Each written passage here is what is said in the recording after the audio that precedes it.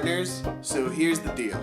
Our original plan for Meg Ryan Month was to discuss each film and build up to the release of her new film, Ithaca, which, of course, brings back her and Tom Hanks, and she directs it. It's going to be great. But, as you know, we can't find it. It's not out, despite the fact that it premiered in October. The dates have changed. But we can't find it, so we'll have to put a pin in that one and come back to it. But how, you ask, are we going to properly close Meg Ryan Month? Well, we've got something special for you. We're going to put all three films head-to-head in a death match, so only one can be crowned champion. Ladies and gentlemen, welcome to TomRanksgiving. Hanks, bitch, I'm Tom Hanks. In a league of my own, bitch, I'm Tom Hanks. I think I'm Tom Hanks. Meg Ryan on my phone, bitch, I'm Tom Hanks. Got that Nora Ephron white and that bomb dank. Alright, you just listened to Buckwheat Groats, Tom Hanks. It's an amazing song, obviously. It's an even better video. Check it out right now. No, put a pin in that. Check it out after the show. But definitely don't want to miss it. We'll have it in the show notes. I'm your Hostmaster General, Elvis Kunesh. Today, I'm joined by the Rankmeister Supreme, Andy Greene. Oh, good. Thank God. You introduced my name. I normally screw it up. It's all right. I got it. I'm here. I'm back. You're back, and you're with a vengeance. You're here as the Rankmeister. Talking some Meg. We're going to do a comparison. So if you haven't listened to our podcasts throughout Meg Ryan Month, we're not going to do the usual thing where we're talking about one specific movie. We're not going to go through every movie here. You really need to listen to this after you've listened to those ones, because we're not going to be referencing the whole story. We're going to be pulling things out of context, but we'll be going head-to-head, and this is the perfect way to end this, because we've had a lot of crazy conversations already this month, but we're going to find out what is the best Tom Hanks Meg Ryan movie. It's I'm nervous. Me too. I don't even know where I stand right now. Yeah, I know. We're starting, and I have a big blank on the movie rank. I think I know the other things. Andy came up. He actually put in like a voting ballot. Which if you have a copy of this, we'll put it out on the page so you can play along with us. And we're going through a couple different categories. This is like the Oscars for Tom Hanks. I mean, I guess it would be his third. But yeah. And you got a lot of notes. We'll see. It's just all things that hopefully I remembered. Well, I hope this episode lives up to the hype, because if this is successful, we'll be doing it again for some other comparisons. Ooh. And maybe at the end of the run, every single movie. That'll be the 24 hours of Hanks. Yes, but the 25-hour binge-a-thon. But right now, let's bring it back to Meg Ryan Month, and I think we should start off with the big one. Who's the best Meg? Joe Versus the Volcano, Sleepless in Seattle, You've Got Mail. Which one has the best Meg Ryan performance? Okay, so we're going strictly performance, not going with who my favorite is or who I want to theoretically date. Interesting. Okay, because we're going to have to make a distinction later on where it's like, where is, like, when you put Tom Hanks and Meg Ryan together, what's their best dual performance? Yeah. And also another category is, what is the best romance, like, for the characters? Yeah, or who makes the best couple. Yeah, who makes the best couple, because that has to do with the story versus the performance. Who do we believe the most? Exactly. So there's a lot of different things. It's going to be a wonky podcast. So in this, for the Meg Ryan ranks, are we putting the Joe versus the Volcano all as one composite? No, those are separate, but you can say her best performance is in Joe versus the Volcano, because she shows how much range she has. Yeah. So that's an easy movie. Yeah, but we could talk about her specific characters too. I think it's the most fun Meg Ryan movie, because it's a fun introduction to her. If that's the first movie you see, in a way, you do see her range, and you also see all these different archetypes, kind of. Yeah, these little Joe versus the Volcano comes goofy. It comes right out of the bat with giving her that direct edge, because it has four technically, but really let's eliminate that one. Yeah, but three different characters she gets to play, and they're all very different. So you get to see what she can do in different capacities. Obviously, that's the detriment when you have only a single character to play in the other two movies. And in a way, Sleepless and You've Got Mail are kind of similar characters. I mean, it is the Meg Ryan. It's much more. It's the Meg Ryan type. They're obviously very different, but but the advantage to the other movies is obviously the story is a little bit more focused on her. Like she leads arguably both movies. I guess she only leads You've Got Mail. It's very dual. We start with Tom Hanks' character, so he kind of leads us. He's and he has, not only does he have the love story, but he has, getting over his wife and that whole thing, and that seems to be kind of the thrust of the... and I mean, the title is Sleepless in Seattle, which is... It's him, yeah. So, the advantage, obviously, with You've Got Mail is it's her movie, so she gets a little bit more to do, but...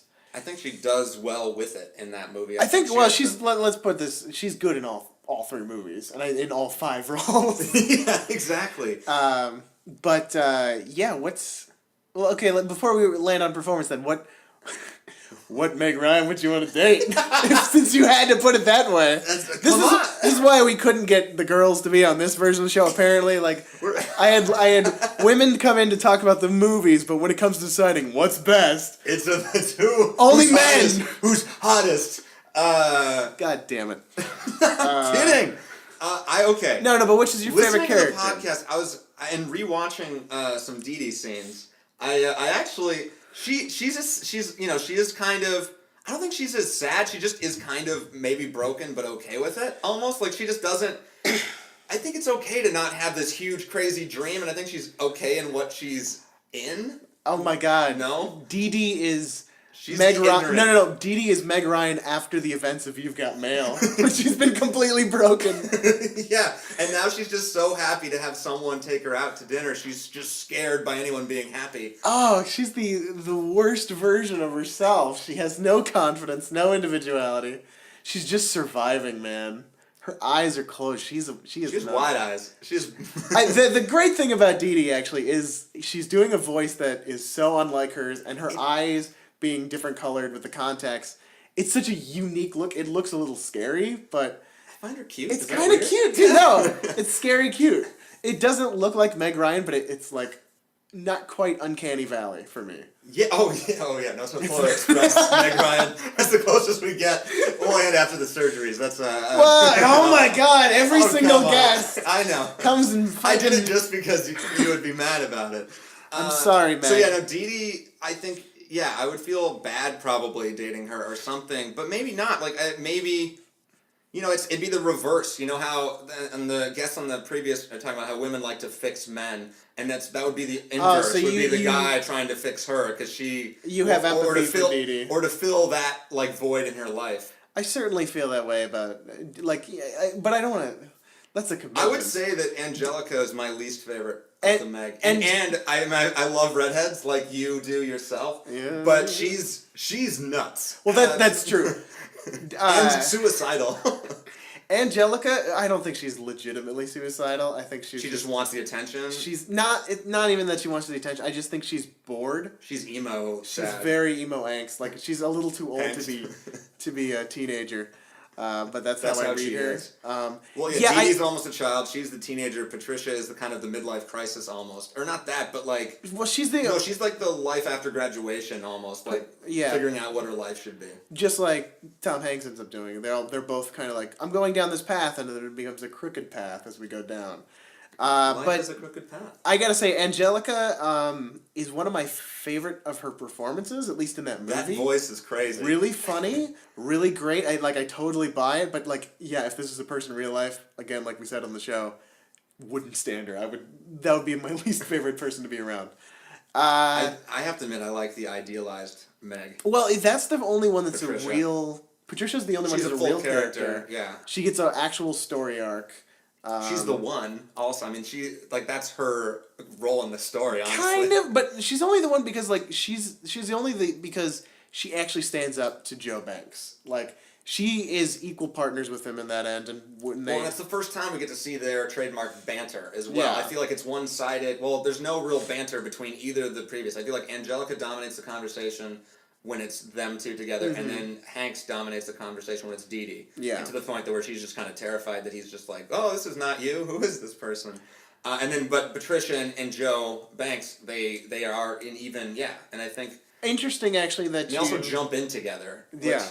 That you put it like that this is the first time I've recognized it's like a little microcosm of how it's almost dating can be like Goldilocks and the Three Bears. It's like, oh, one relationship, this one's too big, or you talk too much. Yeah, exactly. And then, oh, she's too overbearing. But then you find someone who you're a match with. And yeah, I mean, the fact that I buy that she loves Joe and is still her own total character. Like, I love that she wants to be this sailor, but she's flawed and she had this price that she, she sold out. She sold her soul. But she's self-aware, which is half the battle. Like, she's not the rich kid Angelica who's still, or like, just, basically throwing stinks or not knowing what she's doing. And then she's got a direction. She's still figuring it out, but she feels like a full character. She feels like she's a match for Joe Banks. And they jump into the volcano. So I buy that. I like that performance a lot. And I think because you can cheat a little bit with Joe Versus the Volcano, because she's got those two other performances to really show what she can do, how does the Oscars work? If you play multiple characters, like if Eddie Murphy gets nominated for Nutty Professor Clumps, does he get it? I mean, I think it's a collective. Is it a collective or is it a single character?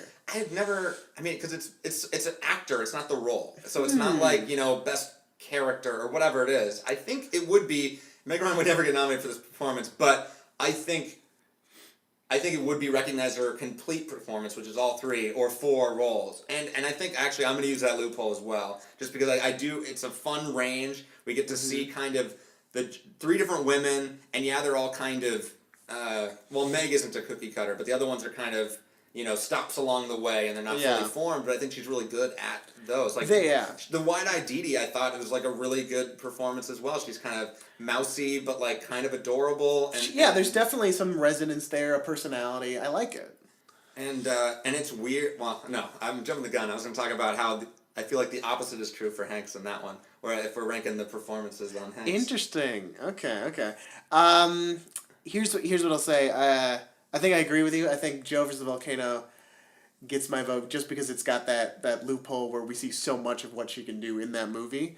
I think she definitely matures, and there's some really strong stuff in the other movies, but I think as a whole, best Meg is Joe Versus the Volcano. We get 3 Megs! You get 3 Megs for the price of 1! Yeah! 3 and the bonus cameo. So right now we're on even ranking. We're tied. We have the same opinion. We have boring podcast. Really boring. Well, hopefully we'll stir up some controversy.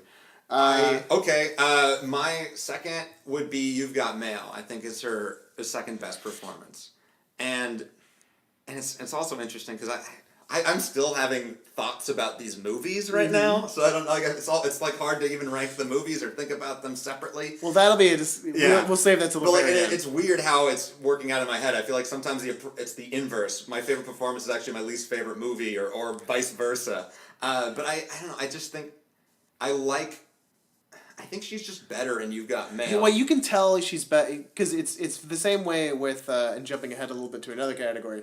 Nora Ephron improved almost everything with the filmmaking side of it. From Sleepless to You've Got Mail, I feel like. Disagree with you. Oh, okay.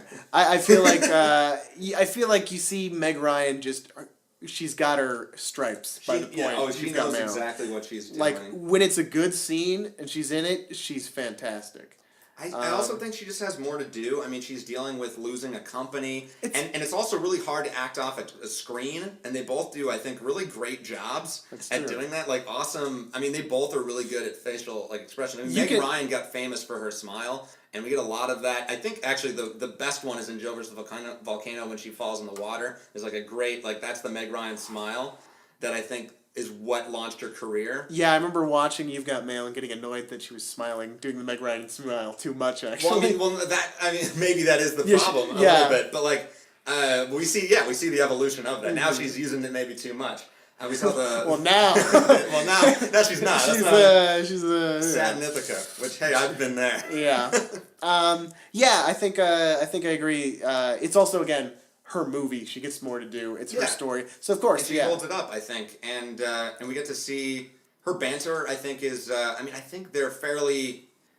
I think I remember you saying you preferred the banter in You've Got Mail, I think, to Sleepless. And I Yeah. think they're very Well, similar because it's Efron. It's Efron. It's like, I think it's maybe more refined in this one. Also, there's no banter between her and Tom Hanks. Exactly, So, that's true. Fucking bullshit. Well, it's banter between her and Pullman. We'll get to and Pullman. Rosie O'Donnell. We'll get to Pullman. The only thing with Sleepless, she's only got one really great scene for me, maybe 1.5. You love the Jingle Bell scene, which is great. When she's listening to it in the car, again, her reacting to a radio, just like her reacting to a screen. Yeah. She's very good, just not talking to people. She's great at acting opposite nobody. Yes. That's when she should have been a castaway. Yes. Well, she was originally slated to be Wilson. I like how Joe versus the Volcano is like it's in a lot of it has some Castaway fun. It's a weird things. movie, yeah. So he's on boats a lot. Tom Hanks. We're picking up a lot of water, boats, sailing. He loves yelling at taxis. That's where a lot of his Hanksiest lines are taxis. He does one in Sleepless in Seattle, and it's great. It's when he's trying to get his son. Oh, the yeah. Empires, and I was like, oh my god, this is perfect because he did it in Bridge of Spies. Bridge of Spies, yeah. And I think and he yells at people on modes of transportation and public. Your lights off. Yeah, so we're in complete agreement with the best to worst Meg Ryans. Also, if we do this, we should probably go worst to best. That's way more interesting. Yeah, we already got the the surprise has been out. When we eventually rank the Tomranksgiving episodes, this will be at the bottom. Which means it'll be our favorite because we're doing it in the wrong order. No. Okay. So that leaves Sleepless in Seattle as our least favorite Meg Ryan performance. It's certainly a fine performance, but I think she's stronger in You've Got Mail, and we get to really see what she can do. And, as you point out, best Meg smile in Joe versus the Volcano. Do we need to talk more about that? Or should we save our conversations for later? I think they're going to come up. One other thing. Best Meg hair, though. We've got a lot of options. I mean, that's tough. Okay, so Dee I eliminate. I eliminate. Wait. I think I have to. I think it's Patricia, blonde in. Really? Although you're a frizzy redhead, right? That's your no. favorite hair? I like red hair, but honestly, she rocks the classic Meg Ryan, and You've Got Mail the best. It just looks the best on her. That one. Or I like her with long hair, and it's kind of fun. Like it's a different version of the Meg. Like that is her kind of. We see the evolution of the Meg Ryan in that, and it's interesting that we don't see her actually in her classic look, which is the You've Got Mail. We see her just kind of straight blonde hair, and I think I guess I just really like it when she's in the water, like the wet Meg Ryan hair. That's my favorite Meg Ryan hair. Right. Wet. You really want to talk about Splash, don't you? Daryl Hannah's hair is fantastic. Okay. So that's best Meg. What? I'll let you pick the next category. Let's go with. We kind of talked about. We brought up Walter. So let's do a little how I have it categorized as the fuddy-duddy lovers. Yeah. Because Nora Ephron, the whole message of there's a lot of different messages going on, but it seems to be that it's like. It's about whether you should settle, or whether you're because a lot of the matches are working, or they work well enough. They're not cheating on each other. They don't hate each other. They don't argue. They're almost too good for each other, too much alike, or whatever. And that's what. And these are all like, well, can you go up, promote yourself to the Hanks level? I agree. That is what it's about, or maybe the destruction of capitalist America taking over your life. Well, and being okay with it. Yeah, and submitting to it. So I think you give her too much credit for that, but we'll get into that. Yeah, we'll get there. The fuddy-duddy. The word basically. So here are our nominees. The bad boy. Yes, go over the nominees. If we're gonna, I think we've talked enough about the Meg Ryans, and those aren't really lovers in that movie. But there aren't really any for Joe in that movie. Let's be honest. Joe versus the Volcano is the last on this category. Yeah. So it's between Sleepless and and there we have Walter, Bill Pullman in Sleepless in Seattle, Meg Ryan's boyfriend. We have Victoria, played by Barbara Garrick in Sleepless in Seattle. And then we have Frank, Greg Kinnear, and You've Got Mail. And Patricia, played by Parker Posey, and You've Got Mail. All right. I'm going to jump in and say, let's put two of these head-to-head right away. So two of these guys I'm going to put head-to-head because it's so similar. Let's look at Bill Pullman's Walter and Greg Kinnear's Frank. They're very much serving the exact same purpose within their respective movies. they're the boring boyfriend that she's got to leave. They even have exact same mutual breakup scenes, or essentially like the easiest, breeziest breakup ever. People are so easy to break. Like, yeah, Meg Ryan has the easiest breakup scenes. We didn't get to talk about that. We talked about it in Sleepless, but we the same thing happened in You've Got Mail, and we didn't get a chance to talk about it. But my God, like do we need to mention it? Basically, like Greg Kinnear's like, I'm sorry, I feel bad. I'm just not in love with you, and Meg's so happy and relieved, and like, me neither. Well, and they just laugh about it and talk about who they're gonna date next. That's never happened in the history of the world. It's never happened. It's completely unbelievable. But here's why I think I'm going to give Greg Kinnear the upper hand, because in that scene, he's fallen in love with someone else. So he actually has a reason to be okay with the breakup. Bill Pullman is the biggest fucking pussy. All right, I slightly disagree. Because, okay, Walter, he is made to be the most boring person, but I don't think it's because he is actually a boring human. It's because there's no spark between them. He's trying. He has this big romantic date idea in New York. That's like him trying, and he does that dim sum song that was kind of fun. No. He does a little song. He has personality. It's just that it just seems like it's lost among the Annie kind of thing. Like he just isn't really allowed to have his own personality, or just doesn't show up with them together. And I love how self-aware, I mean, they're both very self-aware in these breakups, but he was just basically saying that he doesn't want to be settled for. And yes, he's very easy at being like, oh, fuck, you're not in love with me? All right, whatever. But I mean, that's what he says, like, I don't want to be settled for. And I thought that was kind of like a really cool thing for someone, like, I good on Walter, you know? He's not fighting, why fight for someone who's not in love with you? He gets it way too fast. But, like, I think he has the right idea here. I think he has the right idea, but I just, like, he gets it too fast. And here's basically all the stuff you said about how they're not in sync with each other and why that doesn't work for them. You can say the exact same thing about Greg Kinnear, but Greg Kinnear's character actually does something about it. He goes and finds someone who he's great with, who he has electricity with. Well, he's very helpful in that whole relationship. Like, he does that article, he goes on TV. He's a fucking guy who gets shit done. He's fucking weird and bad for too many typewriters. Meg Ryan, well, not according to Hanks. That's probably when it started. But I Are we talking about, like, are we ranking the performances here? Are we talking about who we want to date? Or who's the worst of the matches here? It's kind of all blending together for me right now. Yeah, I think that's how we don't need to separate We don't have to separate, yeah. But based on the character, I'm going to give that to Greg Kinnear. And I think you're right. Because of that writing, I think he's stronger there.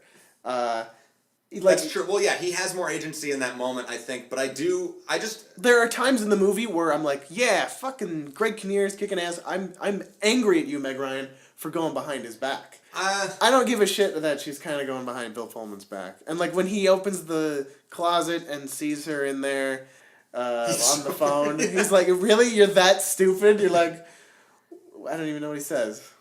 It's not good. Whatever. It's just like, he just believes anything. Yeah. There's some memorable stuff that Greg Kinnear does. I think he brings more to it. And he clearly, he has an opinion about everything, and that's, he's insufferable in the same way, I guess, that Parker Posey is, and kind of just like they all have too much opinions. They always talk. But I would, Parker Posey wins in the other category too, but it's only just because Victoria's the worst. Is she? She actually might be the nicest of all of them. She just has a bad laugh. Here's the thing. I love Parker Posey.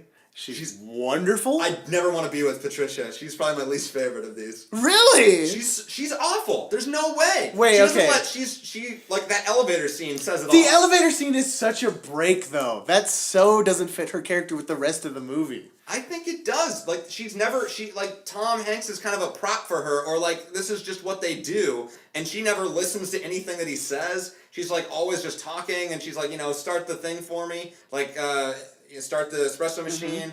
Mm-hmm. Like, I never get that they've had like a conversation that was like an even conversation.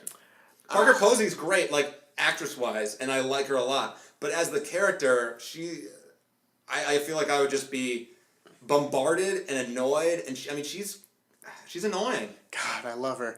That's why. But here's why. Here's what I'm gonna say. Okay. Parker Posey is amazing as this annoying, horrible, awful character. Even though I still feel like it's more of a writing break, but she doesn't quite blend the performance enough that the break in the character, it feels like a break for me. It doesn't feel like a natural thing that she would do, even though she is kind of a shitty person. Well, we don't actually ever see that breakup. It's interesting because we see all the other ones. Right. I just meant the break in the elevator. Like, no, I know that. Yeah. I just meant I wonder if that would change anything, or what you think that breakup scene would look like. Would she have cared? Would she have been crazy? I mean, we didn't see it, so it's kind of a pointless thing to. Well, I know, but it's just interesting. We only see the Meg Ryan breakups. Well, that was her character. I know. I mean, well. I guess see him break up with Victoria? Not really. No. But here's what I was going to say about Victoria. She is really awful to be around, but I think she's the best character in the sense of she creates the most drama, she feels the most real. She's like Janice. She's got that horrible hyena Janice laugh, and she totally has this. She cooks. She cooks. She's great on paper. But she's like very accepting with Jonah, or tries to be. She works so hard, and Jonah's just a fucking douchebag. After he created this, you created Victoria, Jonah. I know, and he's 8. He gets a pass. He's barely gets a pass. If he knows that much about sex, I don't know if he gets a pass anymore. He should be a decent person. He's watched a lot of movies. I guess so. Just like Nora Ephron. I'm sure he has at least watched The Dirty Dozen and Affair to Remember. Unlike a couple other Joe Schmoes on this podcast. Victor Garber and Tom Hanks recapping Dirty Dozen is one of my favorite parts. And also, I just want a Rita Wilson recaps movies segment on YouTube. Yes! She's so good recapping Affair to Remember. I mean, if we're gonna be honest, Rita Wilson might have the best performance in Sleepless Seattle. Just that one scene. It's so good. I love Rob Reiner's one scene as well. There's a lot of one scene. I mean, he's in a couple. But the one where he's talking about tiramisu and Cary Grant, where he's just like, "Oh, I don't want to ruin it for you. You'll love tiramisu." We're jumping ahead here, but because I want to jump in and already slaughter you with that. Oh no! But yeah, honestly, I'm gonna give the best Fuddy Duddy for the girls to Victoria. But who do you think? Do you agree? Do you disagree? I actually. Well, what is our defining on Funny Day? Like the worst lover, or most realistic lover, or the best one, the best performance. I think actually I agree, Barbara Garrett. I mean, you are. It's one of those things you feel so bad for her, and you also want her out of the scene so badly, which is really hard to do. To simultaneously be like, "Oh, Victoria, you actually really nice." Like she couldn't wait for him to call, and she's just so annoying though. It's just like. And I think the other thing is she's the only one who does. I mean, compared to Parker Posey at least, she does something for the story. That's which true. is what is true of Greg Kinnear too. So putting those head to head, who's the best Fuddy Duddy? Oh, I think Kinnear. I want to be contrarian, but I think Kinnear too. Because he has the most agency. Kinnear definitely has the acting chops. He actually has similar hair to Tom Hanks in Sleepless in Seattle. He has kind of almost the mullet thing happening. Yeah, that's not helping him. But I like it. He pulls it off. He's Greg Kinnear. Yeah, Kinnear. We'll get to your podcast someday. So again, that was a little bit of sort of reverse order. I mean, whatever. What order was that? Does Walter lose? Walter loses. He's at the very bottom. I have a soft spot for Walter. Do you feel like you are Bill Pullman? Do you sneeze at No, everything? I'm not allergic to anything. God, that was so at least annoying. as far as I know. I do. The one thing I feel bad for Walter is again, the movie made the one thing that's wrong with him is, oh, he has a lot of allergies. Fuck you, movie. Yeah, he's a nice guy. I feel bad for Bill Pullman. Yeah, exactly. He's a really nice human. He's a really boring nice guy, and he doesn't do shit, and he's an idiot because he thinks his girlfriend loves him. I'd rather date Walter than Patricia. I would. You fucking nuts. Parker Posey's hot. I mean, I would rather have, I feel like the sex life would probably be really boring with Walter and probably really crazy with Patricia. So that, if we're going by sex life, then we're going there. And also she's a woman. That helps. Yeah, I mean. But it's Bill Pullman! All right. I'd rather date Greg Kinnear, but okay. All right, so best Fuddy Duddy, Greg Kinnear, Mr. What's You've it? got Frank. mail. You've got mail. So that's so far. Joe vs. Volcano has one category. You've got mail has one category. All right. Where's Sleepless going? Come on. Sleepless is choking. It's in the back. Should we take a break? Go to sponsors? Just kidding. We don't have sponsors on the show. It's TomRanksgiving. Next category. Oh God. Next category. Best friend. Best friend. Yeah, you jumped into this already when you were talking about Reiner. Catch this up. What were you saying there? Oh, I don't know. I think you apparently did not like the scene where he's basically giving Tom Hanks the dating 101 about now. No. I fucking love that scene. He's just like, you don't know about tiramisu yet, and Tom thinks it's a sexual position. Make no mistake. Reiner's the best. I make no mistake. That's a great scene, and he's awesome in it. But you said he was in a couple scenes, and that's his best scene, his killer scene. There's a guy named Dave Chappelle, and You've Got Mail, and every scene he's in is his best scene. But we didn't even go over the Sorry, nominees. but Marshall wins. Marshall wins. All right. We didn't even go over the nominees for this category. Please. We got Jay, played by Rob Reiner in Sleepless. We got Jonah Baldwin. If maybe you can argue that his son in Sleepless as the best friend. Mm-hmm. Becky, Rosie O'Donnell's character in Sleepless, and then we have Marshall, played by Ossie Davis, who is Joe's driver / fashion consultant. Yeah, and only other person that's not a Meg Ryan really, aside from the chief, devil character, maybe, and his chief, boss. Yeah, okay, there's a bunch. There's a couple, but the only one who's a friend. Yeah, exactly. Or you could maybe say that, and then Kevin, played by Dave Chappelle, as you alluded to. You've got Mail, and then we got kind of the trio bookshop employees. Yeah, Meg Ryan's. Shop around the corner employees. We got Bertie, George, and Christina. You didn't write down actor names, but we got know Steve George Zahn, Steve Zahn. and Christina. Wait, Heather Burns, and then sorry, Bertie, I didn't look up hers. Bertie, I have a quote for Heather Burns later. So why don't jump in now? What are you saving it for? Well, this is about the end of. This is about the movie. Oh, itself. okay. Yeah. It's not about her character. All right, that's fine. I think it's an easy last place that You've Got Mail. The girls. Oh, okay. Sorry. Jeez, you're sinking Dave Chappelle real quick there. No. I just think there are three characters that are for the price of one in the opposite way that Meg Ryan was great in Joe Versus the Volcano. Like they all serve the same purpose, kind of. I mean. Well, maybe I'm being too hard on because Bertie's very useful. Like she has the past thing, the locket. I think what's the second weakest? I think it's Becky, Rosie O'Donnell. Okay. Yeah, actually. So putting those two next to each other. I forget. I just did not like Becky because she's just like she's always complaining about her husband. And she's like living vicariously through. I mean, it's very like a best friend in a rom-com. Yeah, but she's also insane, like in that she doesn't think that what Meg Ryan's doing is crazy. It's very enabling crazy. In the worst way. I agree, and she's as we discussed, a completely terrible editor. She's just letting her employee go on company money to meet a guy, and screw around on her boyfriend. Yeah, so I think I think I'm gonna give Bertie, George, and Christina the bump up above them. All right, Rosie O'Donnell, you're great. But maybe not in this movie. It's not the best Tom Hanks. It's not the best Rosie Tom O'Donnell Hanks. we see. That's true. That's very true. But that's for another day. But here and the other thing is with Rosie O'Donnell. Like here's one thing, and I'm jumping ahead a little bit about movie stuff. Yeah. But I feel like the Nora Ephron writing, it feels sometimes like very 90s dialogue being spoken aloud. Almost in the same way like when you get to a bad scene in the original Clerks movie, it's like, oh, this just sounds like Talking Heads. Yeah. And like that scene. It does seem that I scene think it still works with specifically. Tom, but it doesn't work as well. It doesn't age as well with Rosie. It doesn't. And I think they Nora Ephron found the perfect balance when they got to You've Got Mail. But there's a couple scenes where I feel that. Cringing. This is so movie-y. It's when they talking. It's with Rosie O'Donnell and Meg Ryan talking with the two guys about.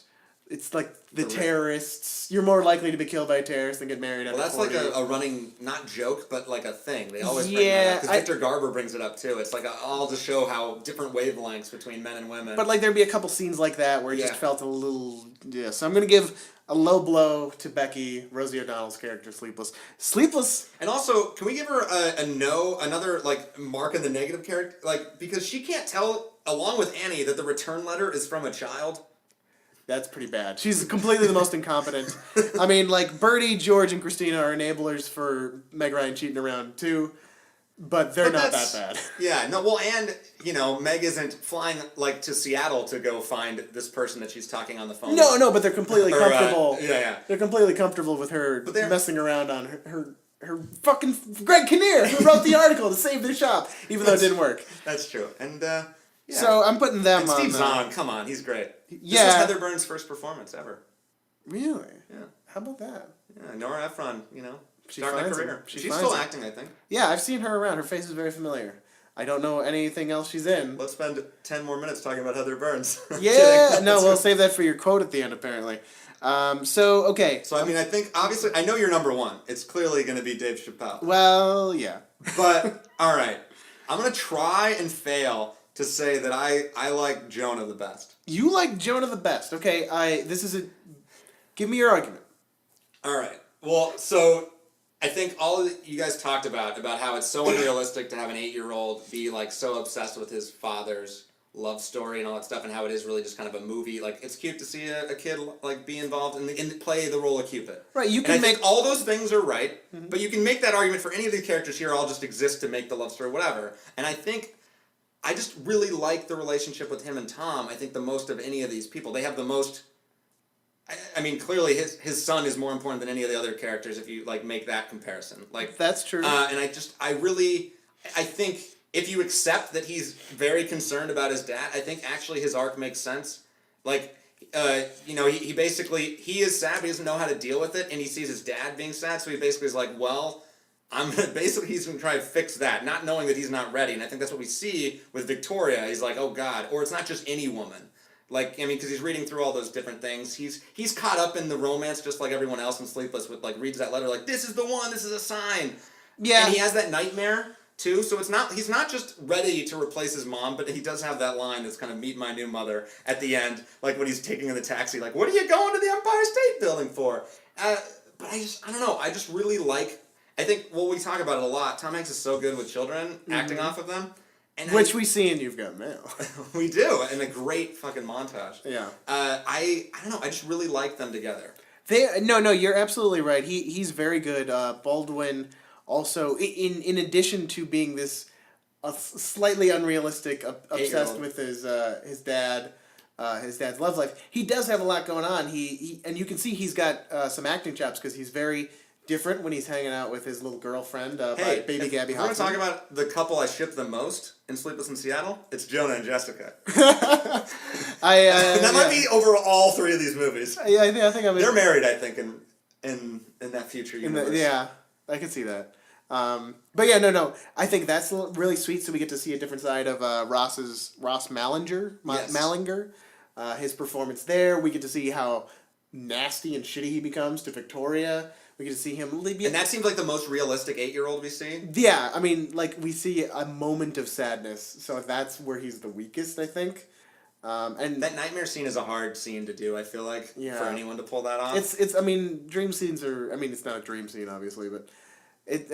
hard, and then... But, I mean, he has all those different things, and he's fulfilling the same role that all these other characters do in terms of trying to get him, the main character, a love interest. In a way, you can make that argument, and I feel like he has the most other stuff going on and the fullest character. That's a solid argument. He definitely has the most significance to the movie he's in. Yes. But here's why you're wrong. Okay. So your vote for the best is going to be Jonah Baldwin. Jonah Baldwin, but it's tied with Marshall because he's the dude. Marshall's amazing. I wouldn't say anything. Marshall is like the by far the least to do with him. Well, actually, maybe Jay, Rob Reiner's character, because he's in like one scene.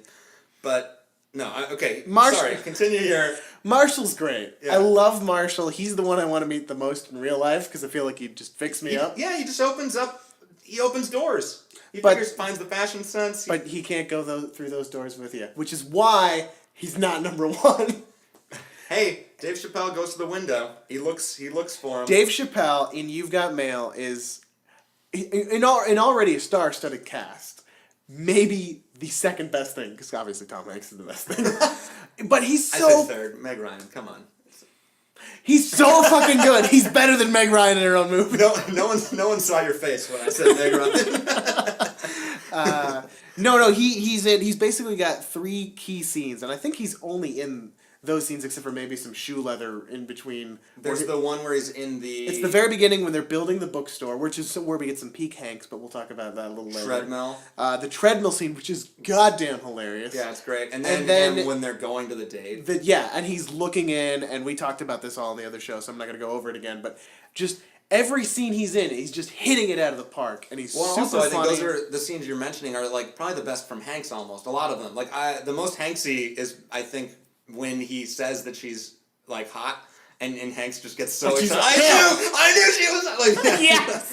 He just like freaks out and he's like grabbing the fence in front of the cafe. I knew she'd be hot! Like, yeah, and I think that's, I mean, obviously emblematic of a great scene partner or something like Chappelle's bringing out the best in our I think play. Chappelle and Hanks are great together, and it's a shame we haven't seen them do that again. It's a shame Chappelle's Hanks, not... yeah. Well, I mean, Chappelle is definitely like, this seems like exactly the kind of performance, like the scene stealing in rom-coms That you today expect. still. Yeah, exactly. But I think that's an exactly good point. He steals the scene the most. When you think about these, You've Got Mail, Dave Chappelle comes immediately to mind, even though his character is not that important in the movie. When you think not about really. Joe versus the Volcano, you almost forget about Marshall.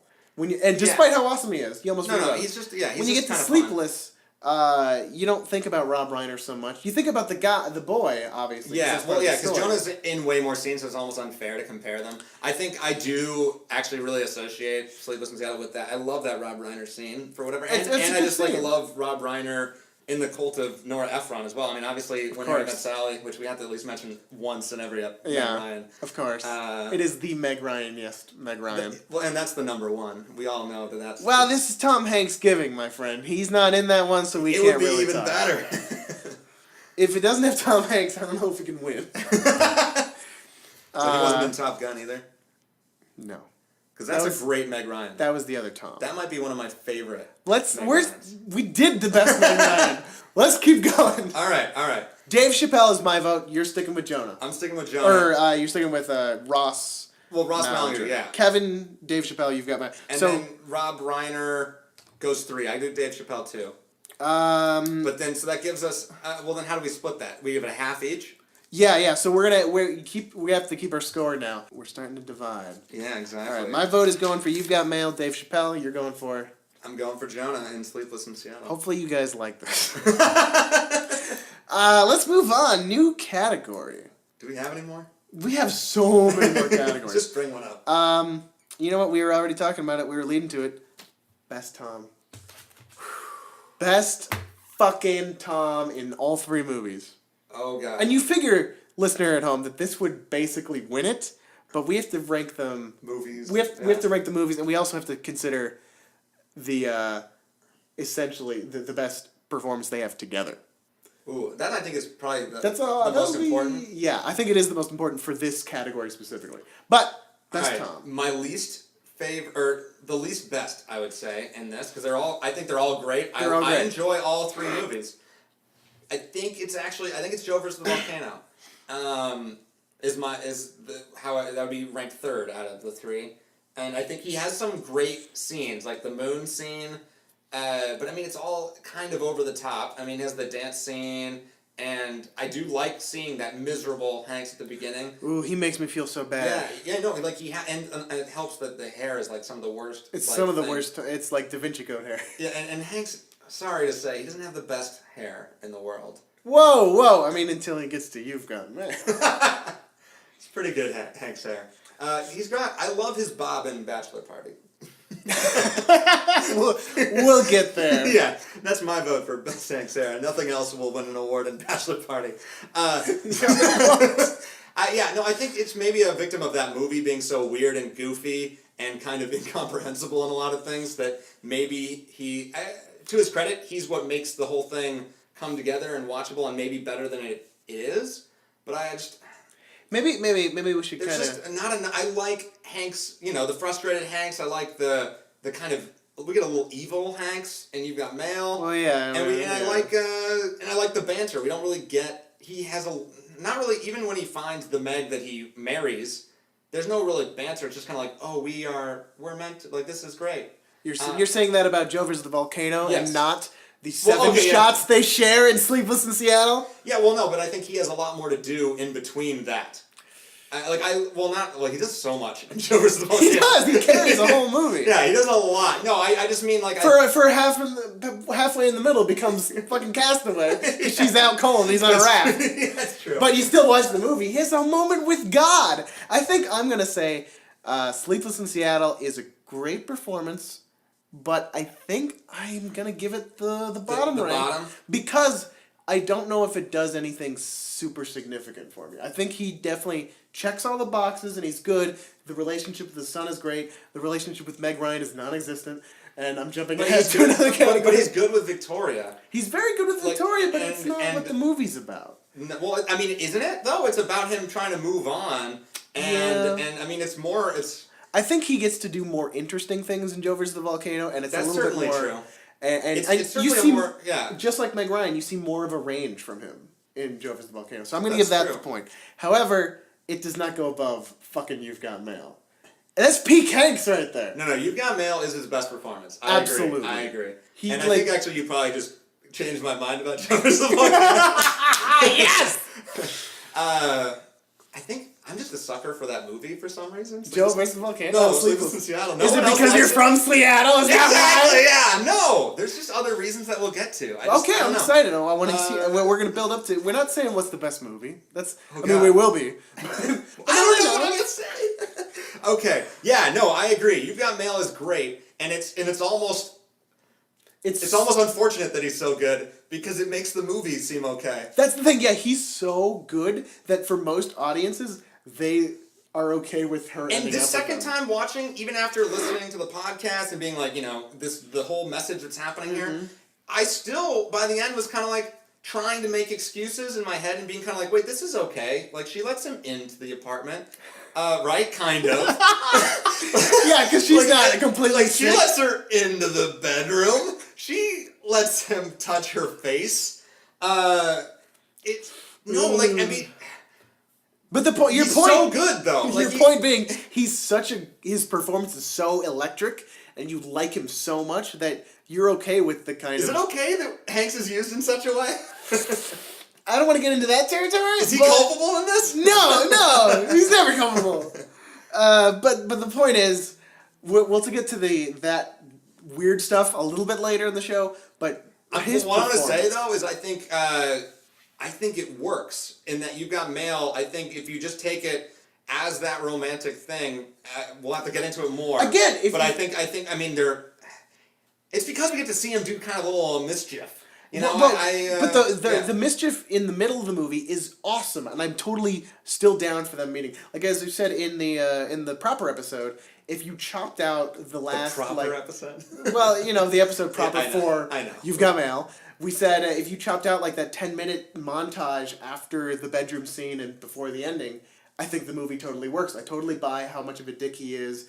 Until then, and then he tells her, and then I totally want them to be together. They should be together. He should have brought those flowers when she was sick and admitted right then. Yes, if that had happened. And I have a potential different take on that, which is kind of just jumping into the movie conversation. We'll say that, but I think that's why you can still, for the most part, buy that they love each other, and you're totally down with that. But the fact of the matter is, he's so good. He's like at peak. He gets some of his Hanksiest lines we've seen. You already mentioned the fence scene. Yeah. The scene where he's talking to Dave Chappelle when they first enter, he's like, I can't remember any specifics, but it's really fucking good. Well, and he has some good ones in the treadmill. I love him just like coming off. There's some good physical comedy when he just like falls off the treadmill. Mm-hmm. And I love him recapping what he did say to the reporter that they just cut out, and that was great, Hanks. I mean, we've always said some of the best Hanks is angry, frustrated Hanks, and you get a little bit of that in Sleepless in Seattle when he's yelling at his kid. You get a little bit more of that in Joe vs. the Volcano. Where he's just frustrated with his life. Yeah. And then you get a lot of that in You've Got Mail. Well, and he's also the one, more than any of them, the one who's actually making other people frustrated. And I think that's fun to see. Yeah, he's the one, he's got her figured out. Or like he knows to push the buttons, so does she. Like that's why we root for them, even though it makes no sense or like it feels bad. It's that Sam Diane shit. Yeah, exactly. Like they know exactly what the bad thing that they're going to regret to say to one another that they talk about incessantly in that movie is like, you're going to regret saying this, but we love doing it. So best Tom Hanks performance goes to You've Got Mail. Excellent. And again, we didn't actually mention it, but he again, like Meg, is talking to a screen in a lot of that movie, and he's really good at it. Yeah. Tom Hanks can act against a screen, a volleyball, maybe even a dog. Who knows? Wouldn't that be a funny movie? Next category. What do you want to talk about? Introduce a random category that we weren't prepared for. What? Best music. What? Best Best music. Okay. Oh God. Okay. Well, there's some interesting things in that because Somewhere Over the Rainbow plays in both Efron movies. Is it in both of them? Yeah, it's in Sleepless. It's at the beginning, and then it's a different version of it. Yeah. And then Somewhere Over the Rainbow is the end. Ooh. So it's like a kind of a, I don't know, weird ties it up in a weird, a rainbow. The end, the pot of gold at the end is well, let's not give away an ending. They're made for each other. MFEO. Okay. Oh God. Sleepless just lost a point for me. No. It invented LOL. I hate LOL. It's funny that Sleepless did, even though You've Got Mail is about fucking online That's true. stuff. Imagine if they had been typing that shit to each other. Oh yeah, it was Gabby Hoffman just giggling in a corner. So best music goes to Versus the Volcano, obviously, for that cowboy song. It has a lot of fun music, for sure. There's a lot. You've Got Mail feels very 90s rom-com music happening. Yeah, a lot of it just felt very like, this is a service. We got the Cranberries going, which, hey, I love that song. I mean, go for it. But it feels just like everything else in that movie, manipulative. Yeah, I mean, that's what a movie does. I don't remember anything about the music really in Sleepless in Seattle, and I watched it a couple days ago, except for that it had Somewhere Over the Rainbow. Yeah. Well, no, it had a bunch of the kind of very New York romance songs. Like, I think there was Sinatra in there. Again, it felt very remember-y stuff happening. It felt very typical of the movie. Exactly. And I think that was the same thing with You've Got Mail, so I think Joe vs. the Volcano is the clear winner. It starts off with that very strange song at the beginning. And don't we get some? We get fucking Hank singing. I already said it in the cowboy song, there you which go. also kind of weirdly calls ahead to Woody, which was unknown. So boom, Joe vs. the Volcano, another point. Yeah, the eclecticness of Joe helps that category for sure. Yeah. I like how that is equivalent in points to Meg Ryan's performance. That has the same weight. See if Are there's we magic. Done at the end? No, I don't know. We're flying by. We are flying by. Well, do you want to talk about Nora Ephron a little bit? Let's talk about the best directed movie.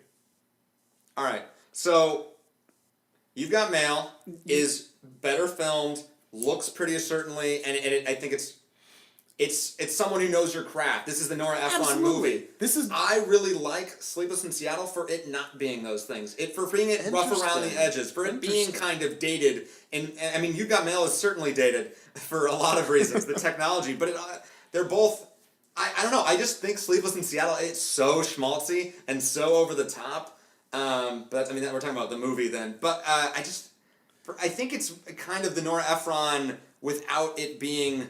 Like, I think You've Got Mail is the corporate version of Nora Ephron. Sleepless in Seattle is the before she's famous, but not really. She already had done when her she wrote it. I guess here's the problem we have to consider. All right, so we have to talk about kind of the story, the filmmaking. Yes. But not hit best movie because we have one more category before that, which is the best. I think this is gonna bleed in. Oh yeah. Oh okay. But I want to save that before that. So let's talk about what's the best. Let's make it best directed, best story sort of thing.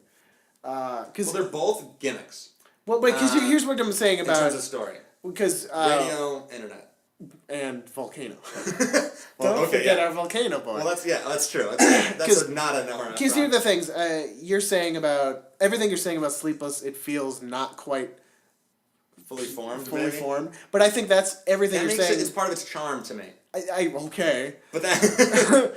But that means it wouldn't be winning the category for best directed. I understand what your argument is. Yeah, the other point with the story wise, I feel like everything in Sleepless is pretty much typical. We even said Tom's performance was relatively typical to the kind of movie that it is.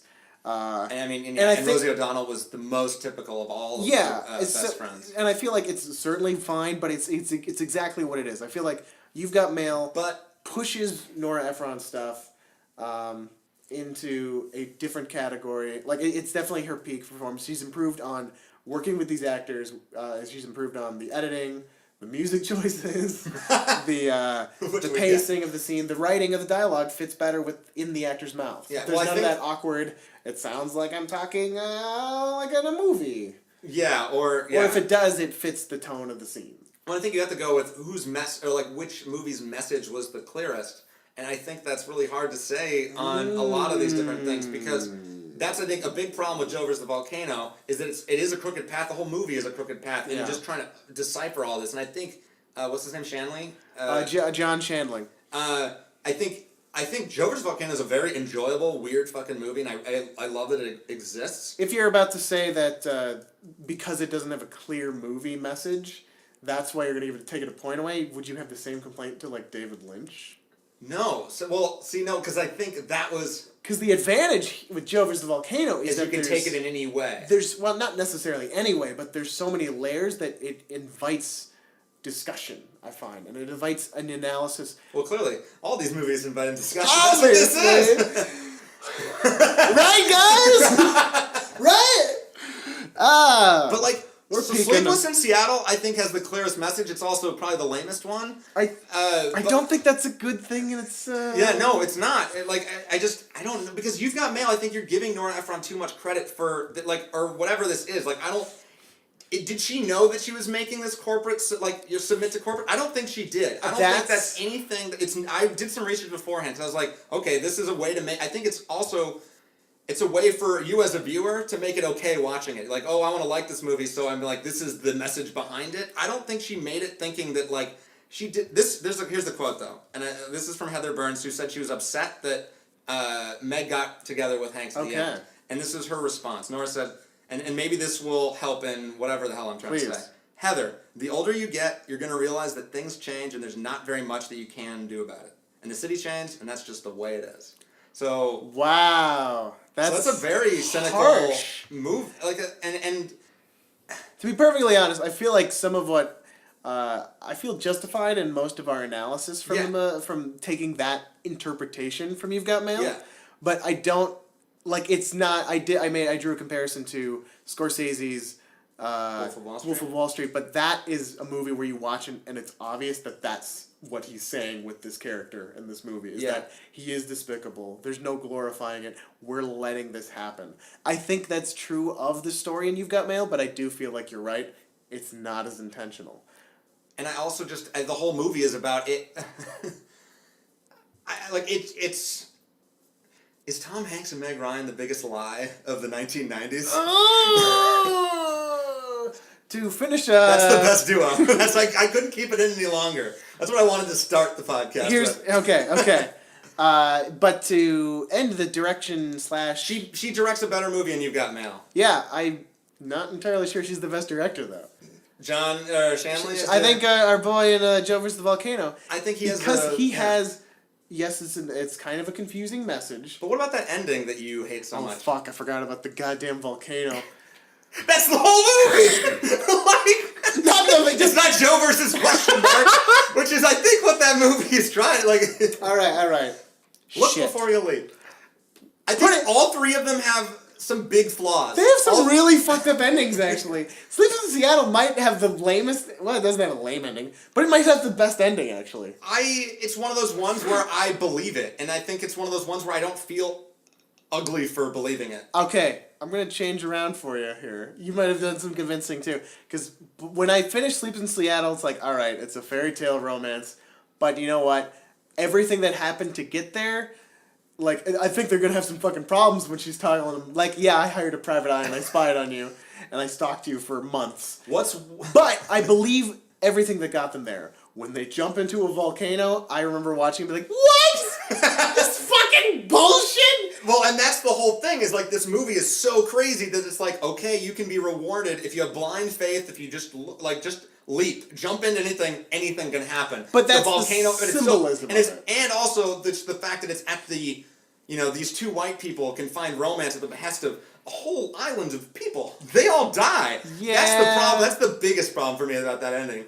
Because I like the fun, Meg's like, oh, don't worry, we'll be okay, because she has the faith, and she's like, because Tom's like, we're gonna drown, and then all of a sudden the luggage pop up, and then she's like, again, Tom Hanks is like, oh no, well, we're so far from anybody, and she's like, have faith, and I think that somehow can maybe make the volcano bouncing work. I think it works. Have faith, also known as Believe. Believe. It's just a precursor to fucking Polar Express. Yeah, Tom Hanks is very religious. Tom Hanks movies are very spiritual, which is why we celebrate them with TomRanksgiving. Yeah, this is our religion. The Church of Hanks. The Church of Hanks.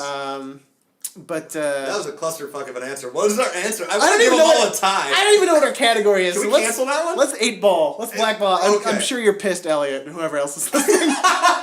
We're gonna blackball that category because we have to come to the second most important. The best. We've already gone best Tom. We've gone the best Meg. We've kind of talked about the best story. Well, that'll be the best movie. Yeah, we'll go into that. But where are they best together? All right. Well, so it's an obvious last place for this. Sleepless in Yeah, Seattle. because they're not together. Boom, you're out of the running. And yeah, I don't think there's much to say. I don't think that makes the movie less good. No, but in no, terms no. of the question, it's obvious because Yes. they're in what 7 frames together. You said. Oh, and 7 shots. Not Seven 7 shots. Yeah, 7 frames. That'd be really funny. Insane! That would be awesome. You could not detect that. Yeah, exactly. Sorry. I think there's more frames at the end of Fight Club of that penis. All right, sorry. 7 shots. And here's the other thing that's a little tricky with this category. Not as tricky as the last one, because my God, I'm sorry for that one, guys. I think that was the best one we did. No. Is we have to talk about their best performance together, but also which romance do you buy into more? Okay. Do you believe? Yeah. Do I believe? All right. But Sleepless is definitely a bottom in the performance category. Well, because they don't get to perform together. Exactly. So Yeah. that's an easy answer. It might not be the worst romance. In fact, I know it isn't, because fucking You've Got Mail is in this category. You've Got Mail is the worst of the romances. Are they going to end up to... I mean, they do, but isn't it sad? She says at the beginning of the movie, "Never marry a man who lies." There's a line that says that. Fuck! She goes back on all of her beliefs. Yeah. It's the opposite of Joe versus the Volcano. It is the opposite. I see. The thing is, their chemistry, like, that's one of those things. Everyone's talking about Meg Ryan, Tom Hanks chemistry. Oh, it's so good. It's so good. We don't actually see it until the third movie. I mean, we see it in the first movie, but I don't think anyone, when they talk about Tom Hanks and Meg Ryan's chemistry, they're referencing Joe versus the Volcano. And which is what we talked about in that show, because Exactly. nobody that didn't do well at the box office, nobody thought about it, except for, I guess, Rob Ryan or Nora Ephron. And, yeah. I guess they're like, "Ooh, let's Yeah. try that again." With just yeah. one Meg Ryan. So yeah, I think You've Got Mail is the obvious contender for their best performances. They have the real chemistry. That's what you're thinking about when you think about. It's the Hanks worst Ryan romance, chemistry. but it's the best performance. Does that kind of The best eliminate this duo? category? Well, okay, so I think in terms of best duo, I think I would also eliminate Joe versus the Volcano just because in the way that we liked Meg Ryan for having 3, it kind of splits it, and we only see so much in terms of the best duo. I guess of the 3, it's obviously Patricia at the end and Joe Banks. I think that's the best duo. Obviously, that's how they work the best together, and I like that the best. But I don't think either of those are better than them in You've Got Mail. Did that? You're making notes? Yeah, no, You're keeping score? I am keeping score, but basically, yeah, no, I agree. None of the Joe versus the Volcanoes, performances wise, are better than they are in You've Got Mail, Got and Mail. that's why that movie is such a lie. It works so well on just if you just ignore it. It's what makes you ignore what is wrong with that movie is because they're so good together. They shine so brightly that you ignore all of the horrible warning signs. Well, Like can I it's ask true you a in most question? abusive relationships. What's worse?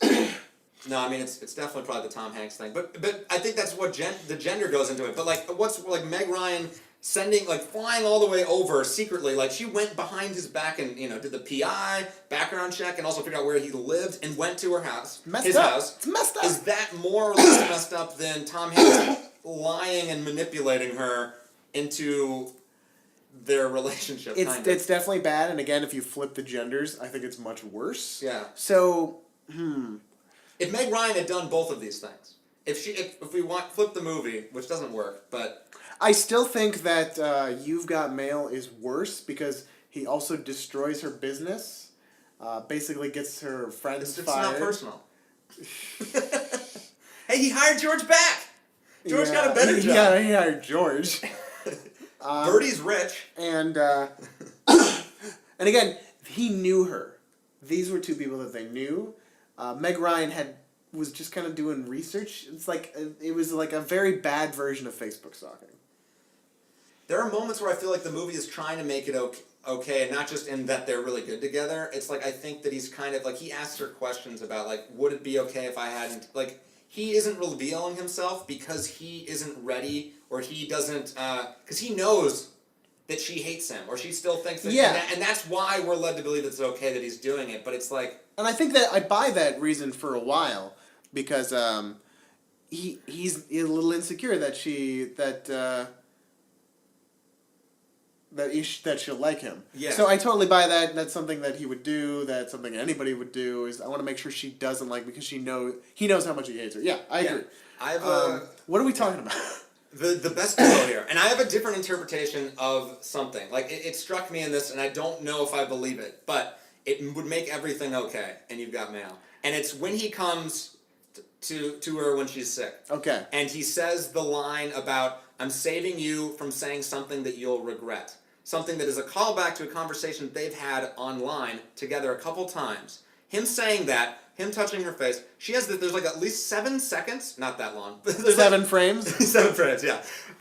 We get to see Meg Ryan have this moment of realization, or she has some sort of a face where she's like, And I feel like you can make the argument that maybe she's been playing around this lie from that moment on.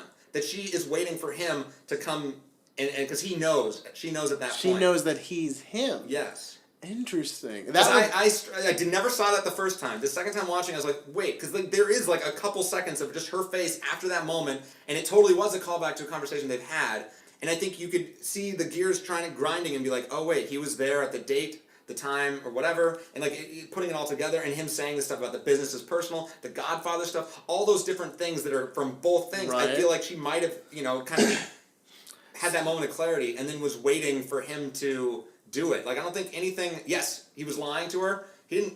Aside from the ruining the business part, after that point, if you go with the thing that she knows and she's playing along, it could make it okay. Is what I'm saying. Right. Do you don't buy that? I don't see. I'm interested in rewatching that scene, and I like the idea, but in their correspondences together and her facial reaction at the very end, that's true. I don't see any evidence of that she knows. It would make it better. That face could just be her being like, well, maybe that's her face where she's like, oh, maybe this is him and he's not. Maybe that's her theory at that point. I don't know. But like you see it, like we pulled out how she dresses when she's hanging out with Joe Fox. Oh, she's like dressed friend zone? like my fucking grandma. And then she dresses really because she still thinks they're different people. I don't support this theory. I like it in the idea because it would make me feel better about if she knew, then she would have the agency and they'd be playing with each other. And it would make sense that she would find out, and it adds to the playfulness factor of her being his equal. But I'd have to take a look at that scene, but the rest of the montage doesn't support it for me. Fair enough. But they still win best duo. but not best romance. I would say. I'd still say that goes to. Does it go to Patricia and Joe, or does it go... I think the best romance, and it's not... So we'd agree worst romances You've Got Mail. I think there's just too many things... Like, you have to make too many excuses about it. Yes, I agree. Give me your best romance first. I know what mine is. My best romance is what's his fucking name? In Sleepless in Seattle. Tom. Just call him Tom Hanks. Tom and Jonah. Tom and Jonah, you! No, just father-son. No. You don't say who says father-son romance? No one has ever said that, hopefully. Okay. I'm sure people have said that. Okay. I think the best romance, because romance is this big idealistic word where it's maybe not even, it's a fantasy. And I think that is Sleepless in Seattle is the best romance. Okay. Because all they have to go on really is, well, she has a lot more to go on than he does. He has the one letter, she's listened to him. And that's really, they don't really have much more than that. And then the letter that she thinks is him, even though an 8-year-old girl. Yeah. I just think the magic of that and why that movie, I mean, it's so ridiculous if you take it at face value, but the movie is about wishes and dreams and signs.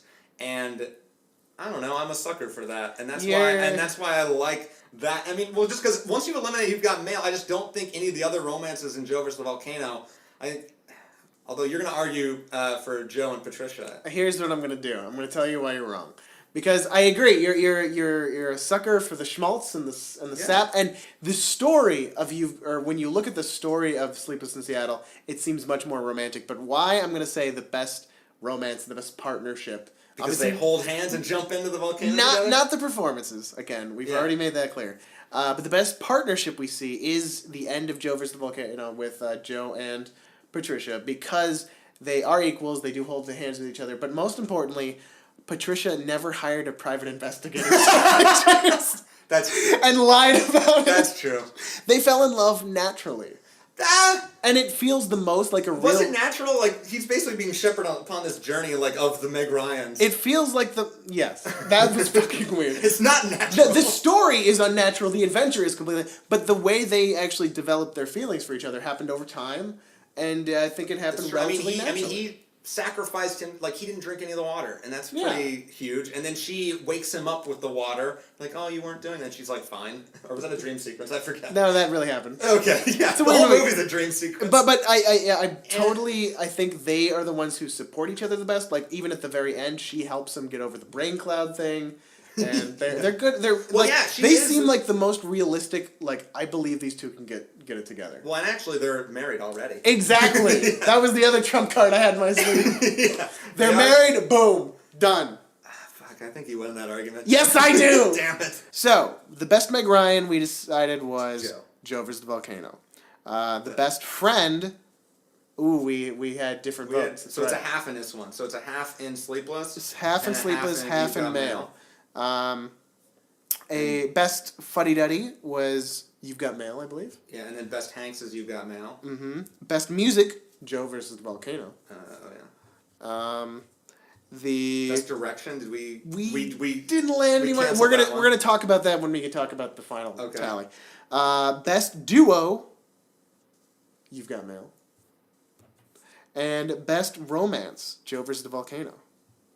Yeah, I guess we did agree on that. Could we? What are our current scores? Right now it's 3.5. You've Got Mail in the lead. 3 for Joe versus the Volcano, and a half point for Sleepless, and that's just me disagreeing with you. Okay. If it was up to you, Sleepless would have no points. All right. We're gonna talk about all the movies here a little bit again as we decide what's really the best movie. This is kind of we're figuring out as we're going. Can I start the conversation? Oh, sorry. I was going to say, yeah, do you have a conversation starter? Do you have any reason why Sleepless in Seattle should still be in this conversation? Before I say anything, I just want to connect the two. Because I think in a lot of ways, Sleepless in Seattle and You've Got Mail they're a couple, it's seen as a sequel to the movie in a lot of ways. It's a spiritual sequel. Yes, in Nora's own words. And I have this, this is her talking about Sleepless, and then You've Got Mail. And I think it'd be a fun jumping off point. Then sure, we can probably just cut it out. But, alright, Sleepless is a movie that's about, is there one perfect person out there for you? And of course, we always think the perfect person for us is, well, if you ask people to make a list of what the perfect person is for them, what they'll essentially write down, plays tennis, loves to watch TV, loves old movies, what they're basically writing down is a description of themselves.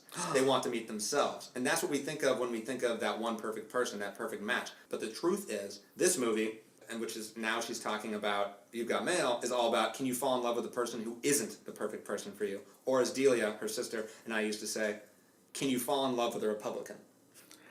What? Yeah. Sleepless in Seattle is out of the running. No, that's not no. She switches to You've Got Mail at the end. Where she's I know. Yeah. Interesting. I do like what you're saying about that.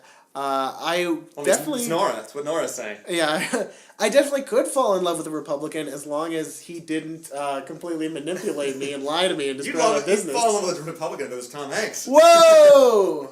Which way does Tom Hanks lean? I don't even know. He's voting Bernie. Is he? Nah, probably not. Probably. He's very rich. Okay. So, interesting quote. Sleepless in Seattle is definitely out. It's the third. It's the third. It has been ranked! If we're saying best movie, I might like it the most, almost.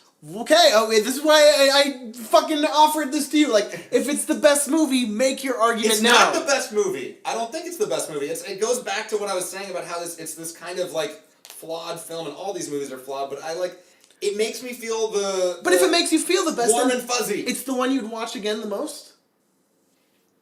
Because You've Got Mail is all have a lot to unpack more. They really Sleepless in Seattle is the most where I can just. It's the most boring, basic one. You can just sit there and not think about it. It's the most comfort foodie, I suppose. Okay, and that's that's a plus. What a rom-com is a lot of times if you That's boil it down. it's definitely the most rom-com-y rom-com. We can say that. Yeah, well, and I think it's the one that like you can enjoy it without any caveats. You've Got Mail, it's hard to enjoy without this kind of message ruining big it. caveat. And then Joe vs. the Volcano, I don't think is a great movie, but it's fucking awesome in how bad and weird it is. And the message, I think, is the one I like the most. Like, it's, kind of, just leap, join, like, life is ahead of you. Stop looking back, stop complaining about your life. Be awake. Yeah, and be awake, exactly. Wake up and, fuck the corporations as well. Although they kind of, again, in that movie, it's with their money that enables the whole thing, which is kind of a You've Got Mail. Their money enables everything. Like, there's his son travels across the world, or across the country. Stealing money from Jessica's parents. Yeah. I like that. Yeah. This is just a bunch of 3 movies about white privilege. It is. But I think...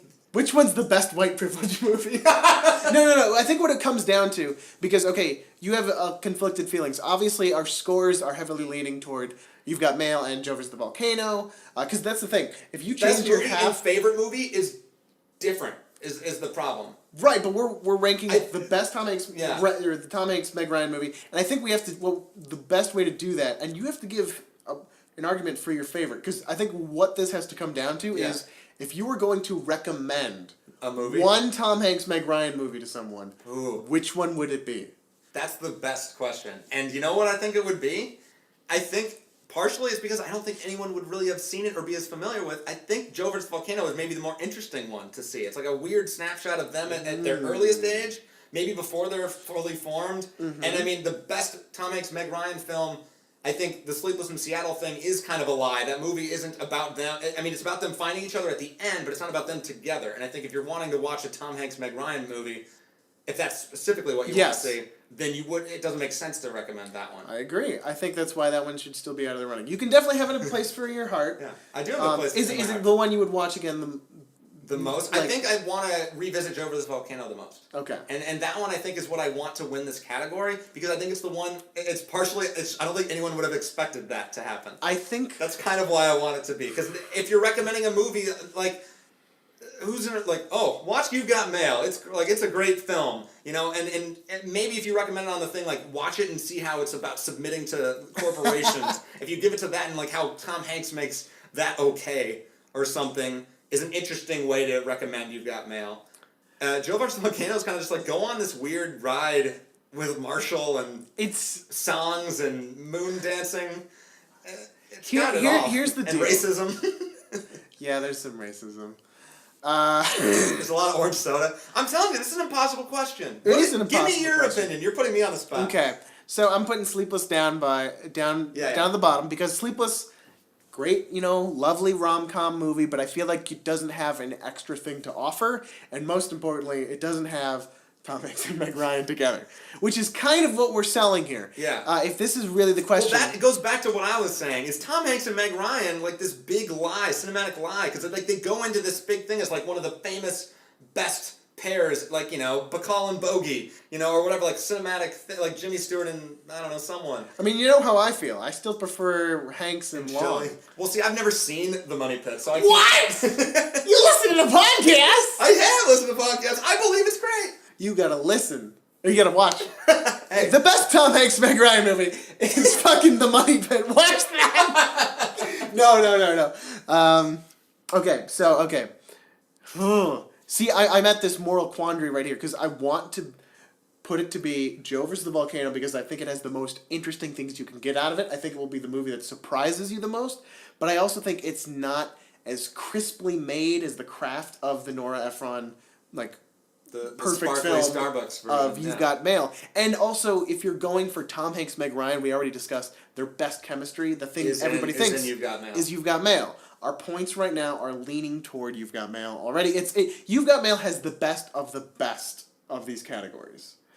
But does Joe versus the Volcano, is the whole better than the sum of its parts? That's basically the question we're asking. Yeah.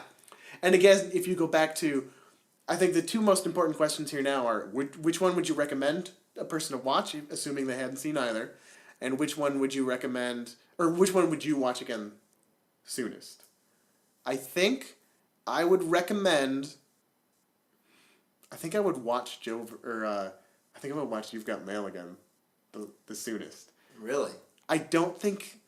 Well, you got to see my theory. That's why you want to see the. I the do. Meg Well, I Ryan do want to. realization. But I think it's an easier watch, and it is the performance like an easier watch because the filmmaking is a little bit more polished.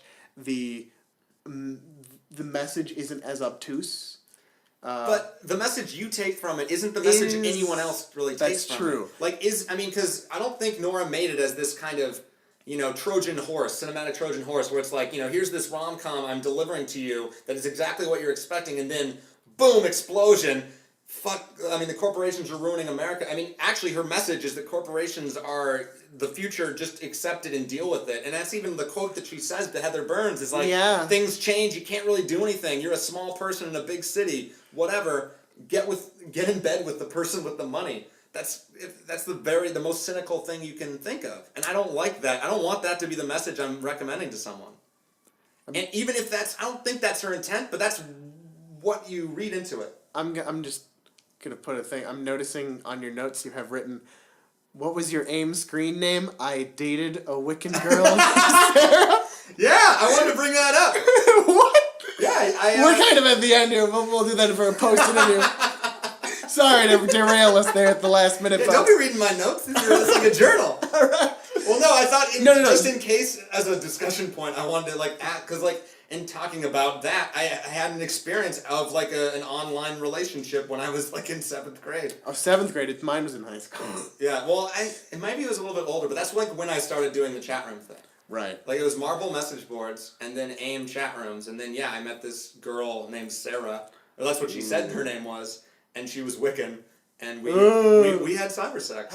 You cybered? I had cyber sex with a couple people. Oh my god! It always felt really weird, but it was basically you're just checking off, and with someone present, and I'm really sorry, everyone. This is not what you wanted to hear. You read my notes, and that's what you get. To go back, you were saying something that I completely agree with.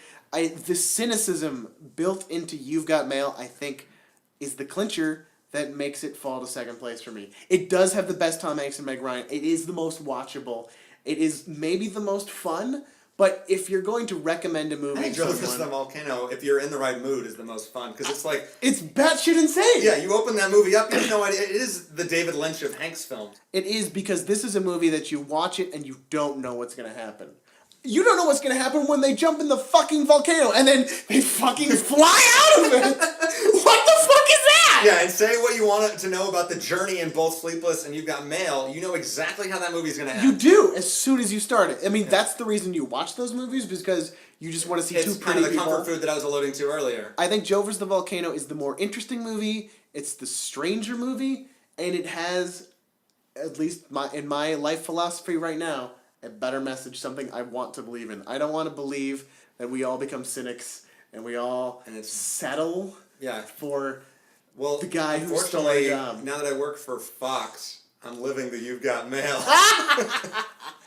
Well, no, I'm not going to get personal, but a couple things behind the scenes. I'm finding my goddamn purpose. It's not where I thought it was going to be, but we'll find it.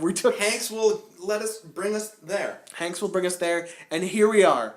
The best Tom Hanks Meg Ryan movie is Joe versus the Volcano. It took us a little bit of a windy path to get there, crooked. But we've reached our destination. And it sounds like the sirens... They're coming for us. They're coming for us because they're insulted we didn't get You Got Mail. Time for both of us. All right, Joe versus the Volcano. This is it. Won. Upset victory. Where were you at the beginning of this podcast? Did you think this was going to happen? I think you were... My thought was that you were going to pull on the You've Got Mail train. I knew that you were not on the Sleepless in Seattle train, and honestly... I still want to say... I'm kidding.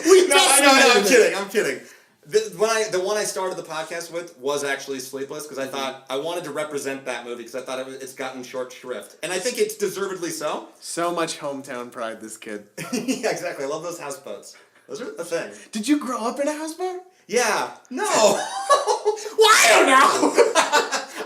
How do you think I got my mom? I called into a radio show. right, everybody. I'm Jonah. Take my mask off. All right, Joe versus the Volcano. Hopefully you watched it before you listened to this. But that's our top recommendation. That is the best Tom Hanks, Meg Ryan movie. Thank you Without so much. a doubt. For listening to Until We See Ithaca. You're right. Thank you so much for listening to the very first TomRanksgiving. Hopefully you enjoyed it. We'll be back with more when we have a specific category to rank. If you disagree, if you're like, and you fuck probably you, do. write us at tomhankspod@gmail.com. Tweet us. Tell us how wrong we are at tomhankspod. You can yell at me in person. I mean, not in person. Well, I mean, if you hire the PI and live in Seattle, he can find you. Yeah, I'm sure you can. Feel free if you like. Yeah, that's when you see me in the corner. If you find Elvis, you're gonna find me. Unfortunately. But tweet at me directly at Elvis Kunesh. Andy, where can they yell at you? Wandering Greene, that's Greene with an E at the end, and also I think the more active I am on social media is actually Gossip Guys, and that's Gossip Guys Pod is the Twitter handle, and that's the show I do. All right, anything else to plug? Is that it? No, just listen to Gossip Guys and listen to TomRanksgiving, obviously, because I'm kind of, I'm in some of the back catalog here. Oh, Andy is our right-hand man. He's the Rankmeister Supreme. He'll be back for all TomRanksgivings and, of course, for some regular episodes. And we'll be back, but not next week. Sorry, guys. Got some behind-the-scenes stuff we got to take care of. Until then, thanks for listening. Tom Hanks and you're not Hanks. How the fuck you gonna stop Hanks? 8.5 billion at the box office, that's top rank. My band of brothers got bands. We in the club and we flex and make a movie with your bitch. Steven Spiel, Robert Zemeckis. Boy, I'm Hanked up. Double cup, higher than Jim Lover was. I eat so many fucking shrimp. I'm a VIP at the Bubba Gum. My money long, that's the Green Mile. My pocket's ready to blow. My weed extremely loud. Your girl incredibly close. Bitch, I'm Tom Hanks. World in my pocket. Your life's a bag of shit. My life is like a box of chocolates. Yeah, I got a Woody. Yeah, hang with Barbies. Yeah, live my whole life like it's a bachelor party. My girl stay wet. Got the movie splash in a cooch. My bitch a head turner. Your bitch just look like hooch. Sallyfield, my side piece. Meg Ryan, my boo thing. I'm with Colin, I'm with Chet, so you know that I be rolling with two. Hey.